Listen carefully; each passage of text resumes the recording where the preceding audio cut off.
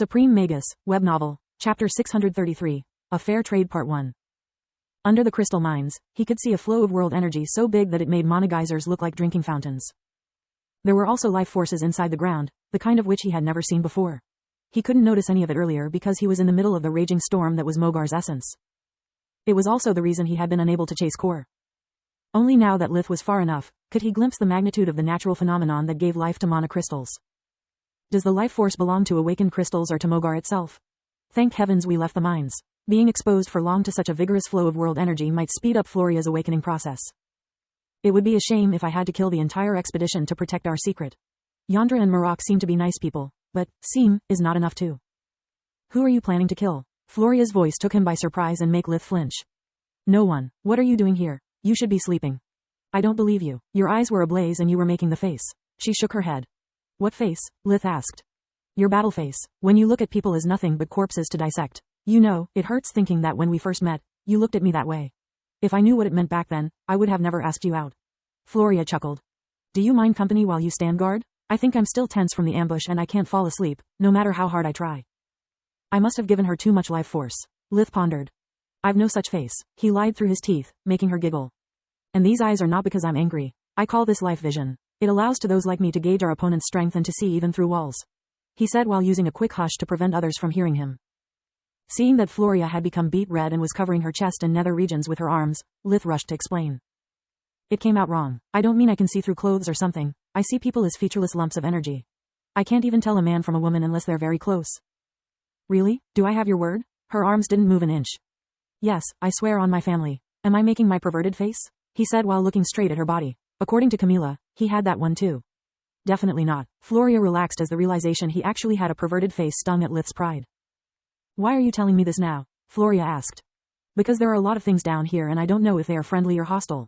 You already know enough about me and I need your trust so that the next time something happens, you'll do as I say. Lith also wanted to check how much he could reveal about himself without shocking someone he cared for. Who among my men is the strongest? Floria asked, curious to put his ability to the test. Physically, the small guy with red hair. Magically, the woman sleeping near the people from the Earth Griffin. You're correct. Helion has an uncanny constitution and Jirth is the only one in the team who got into one of the great academies. Wait, what do you mean, those like me? She knew about the hush zone, but she still lowered her voice until it was barely audible. There are others? Yes, Nalir was one of them. Why do you think she only kidnapped me? She was afraid that I could mess with her plan, and she was right. Suddenly many things started to make sense to Floria. Why both Lith and Nalir could emit an aura without the use of spells, how he had been able to notice the slave items despite they all had a different shape. The revelation was quite a big shock, so she needed to sit down for a minute. Could she shapeshift too? No, as far as I know, only Emperor Beasts and I can shapeshift. Undead too, he said after a while. Are you a human or an Emperor Beast? The shock in her eyes was growing stronger, but Floria was just surprised, not scared. I wish I knew. My parents are humans, and so are my siblings. As for me, I'm me. I can't give you a better answer, sorry. Floria stood up, never averting his gaze. She couldn't stop asking herself how she looked through those blazing eyes. Do you mind if I ask you a personal question? Lith said, grateful that she wasn't prying further. Not at all. What in the gods' names did you do with your hair? It was so. His hand moved towards where the soft mass once was, before stopping midway. And now is so. There was no way to express his disappointment without being rude. Floria's hair had always been a delight for his touch and his nose. After losing the gatekeeper, seeing her with the pixie cut was like one blow too many. Men are idiots. You've lost your blade, I almost died, you opened to me 4 years late, and your biggest worry while we are stranded hundreds of meters below the ground. Guided by the rudest man I've ever met, it's the length of my hair. She was laughing heartily, bringing back for both of them many happy memories. I didn't do anything to it. My hair is alive and kicking. Floria grabbed a small silver hairpin in the back of her head and took it off. A cascade of waist-long hair fell down from her head, giving Floria back the appearance she had at Journey's birthday party. I cut them once I joined the army, but I got permission to grow them back once I became an officer. My mother too nagged at me for my looks, so I asked Dad for help. Long hair might be nice to look at, but for a fighter is nothing but a nuisance. So, he did this for me. The moment she put the hairpin back, her hair rolled up like a shutter while it was compressed as if it was vacuum-packed. Can I see it? Lith's Forgemaster curiosity was piqued. The hairpin turned out to be a mix of dimensional, air, and light magic. It was the most complex useless pseudo-core Lith had ever seen. Son of a gun, Lith thought as invigoration revealed several little runes covering the hairpin. Not only was Solus right about the kingdom knowing about the runes, but also that Big Oaf used so many resources for his daughter's hair and made my gatekeeper so frail. He was quite pissed off by Ryan's double standards. First, unless we're talking about people, I'm always right. Second, hello Kettle, my name is Pot and you are black, Solus replied. As if mentioning his name was akin to a summoning ritual, Orion's rune lighted on Lith's communication amulet, drawing his attention. Is Journey okay? Did something happen to Freya? Lith asked before Orion could even utter a word. There was no other reason he could think of to explain the call. On the rare occasions they had talked to each other, it had always happened in person. Pro. Supreme Magus, web novel, Chapter 634, A Fair Trade Part 2. What the heck are you rambling about? Do you think that if something like that had happened to them, I would be wasting my time on social calls? I would be hunting Minower's ass down while one of my men seeks your help. I'm calling you because of an outrageous rumor I heard a few hours before. Some of my Forgemaster colleagues in the expedition say that you claim to have crafted an orichalcum skinwalker armor. At first, I paid it no heed, but when I called my little flower to hear about her mission, she confirmed it. Is it really true? I need to hear it from your voice, Orion said. Lith furrowed his brows while looking at Floria, who just shrugged. The cat was already out of the bag. There was no point in denying it, she said, hurting Orion's feelings. The idea that one of his daughters could keep secrets from him was terrible. Yet Floria had never shared with anyone Lith's secrets, just as Freya never talked about Protector's ability to shapeshift into a human. Yes, it's true. Lith injected a bit of his mana into the skinwalker, making it turn into a quicksilver-like liquid that covered him from head to toes and made him resemble a humanoid metal golem. Amazing, that's supposed to be impossible. The Thunderbird's feather and the orichalcum release wild energy whenever they interact, making the spell unstable. I tried countless times with as many variations but I never succeeded.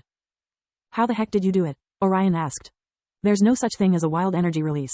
Lith wasn't going to give away his secret, but if he wanted to obtain something decent to replace his lost weapon, he had to drive a hard bargain. The first step was baiting the prey with an honest, but useless information.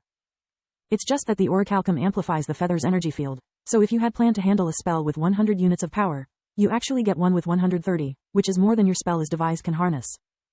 It makes sense, Orion pondered. Orichalcum has the property to amplify energy-based enchantments. It's the reason orichalcum is considered so precious since its hardness is just above Damascus steel levels.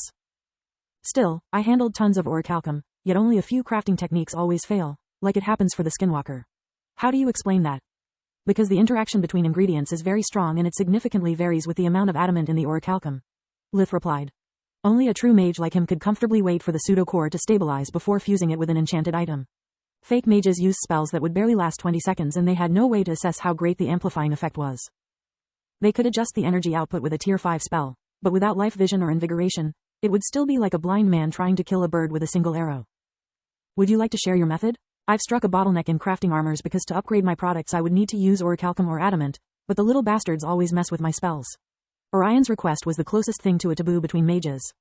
Sharing spells was something that could be done only on a voluntary basis, and usually no one would reveal one of their trump cards. Would you like to share your crafting methods? Lith replied with a sneer.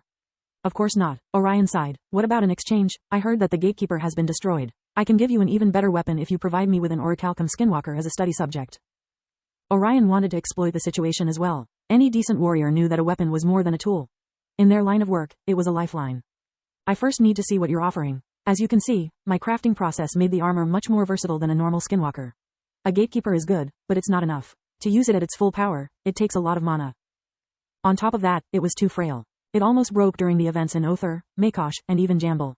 What good is a weapon that it's not able to protect my life and that requires to be protected? Lith painfully remembered every time he had come close to sacrifice the gatekeeper to protect his life. Fine, you're right, Orion yielded, especially because Floria was giving him a bad look. It was just the gift for a 13-year-old and one I didn't like much at that. I'll make you something worthy of a ranger. You have my word. Lith hung up after showing Orion exactly what his armor could do. Lith didn't ask him for anything specific because he knew that as a craftsman, Orion's pride would force him to give his best to not fall short of Lith's skill. Making specific requests would have been like giving him boundaries, whereas this way Orion could do whatever he wanted and Lith was free to refuse the trade if he considered it to be unfair. To Floria, Lith said. Well, at least now I can put one of my prototypes to good use.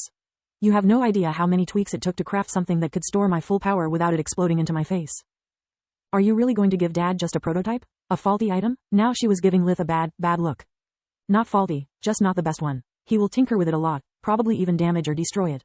There's no reason to waste a good armor when even a mediocre one follows the same principles and has the same properties. Lith shrugged. If your father is even one bit like me, if I were to give him a masterpiece, he wouldn't bear the thought of destroying it and limit his experiments as a consequence. This is yours, by the way. Lith handed her a chainmail set that even under the dim light of the camp shone like a precious gem, creating a rainbow on the tunnel ceiling. As I told you, I made a lot of them but I only need one. You've already almost died today and if something happens to you, I would never forgive myself. I might not be in love with you anymore, but I love you nonetheless. Lith said. I can't accept it. It's too precious. Both his gesture and his words made Floria incredibly happy and sad at the same time. Lith still cared for her deeply, but not like before. When he looked at her, she could almost perceive an invisible wall between them, and its presence hurt her way more than she expected. Precious, yes. Rare, not so much. I have already given one to Tista and to the rest of my family as well. It took a lot of work to get this right, so I have plenty to spare. I have even one for Kyla and Freya. So get down your high horse and accept my gift. Floria took the armor and imprinted it immediately. There were just cyan crystals bonded with the metal. They proved that it was indeed a prototype and that Lith lacked powerful